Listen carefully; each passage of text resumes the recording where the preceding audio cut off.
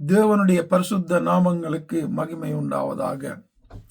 தேவனுடைய சித்தத்தை குறித்து காரியங்களை வேதத்திலிருந்து பார்த்து கொண்டு வருகிறோம்.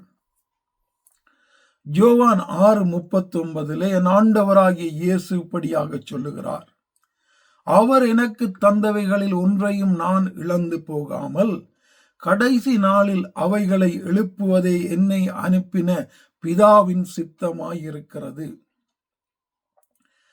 இயேசுவின் இரத்தத்தினால கழுவப்பட்டு ரட்சிக்கப்பட்ட வந்த அனைவரும் அங்கே தன்னுடைய சமூகத்தில் நிற்க வேண்டும் என்பதாக பிதா சித்தமுள்ளவராயிருக்கிறார் என்பதாக இயேசு இங்கே சொல்லுகிறார். அதற்காகத்தான் அவர் வாழ்ந்தார். இந்த நாளிலும் காரியங்களை செய்து கொண்டிருக்கிறார்.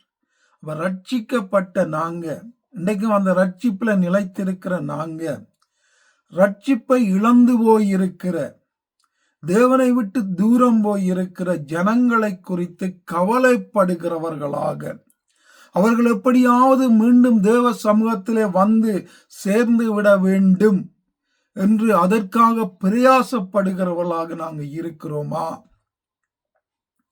சபைகளுக்கு வாரார்கள், வந்தவுடனே சபைகளில் நடக்கிற காரியங்களை கண்டு அநேகர் பின்வாங்கி போகிறதுண்டு. அங்கே தன்னுடைய விருப்பப்படி, தன்னை கனப்படுத்தாதபடி, தனக்கு முக்கியத்துவம் கொடுக்காதபடி, தன்னுடைய சொல்லை கேட்கவில்லை என்று அநேகரை தள்ளிவிடுகிற ஊழியக்காரர்களும் உண்டு. இப்படியாக பின்வாங்கி போனவர்கள், தங்களுடைய சுய இச்சையிலே மீண்டும் இழுபட்டு பின்வாங்கி போனவர்களும் உண்டு. ஆனால் பிதாவின் சித்தம் அனைவரும் தேவ சமூகத்திலே நிற்க வேண்டும். இதை கொஞ்சமாவது நாங்க புரிஞ்சு அதற்காக ஏதாவது செய்கிறோமா? ஜெபிக்கிறோமா? அவங்கள தேடி போகிறோமா? அவங்கள மீண்டும் அணைத்து கொண்டு அவங்களை தேவனுக்கு நேராக நடத்துகிறோமா?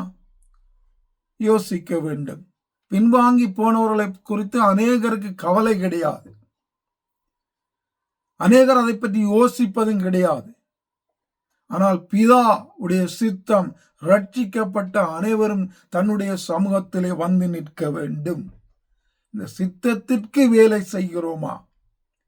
ஆவியானவர் தொடர்ந்தும் பிதாவின் சித்தத்தை அறிந்து அதற்குரிய காரியங்களை செய்ய வாழ எங்களை வழிநடத்துவாராக. ஆமென்.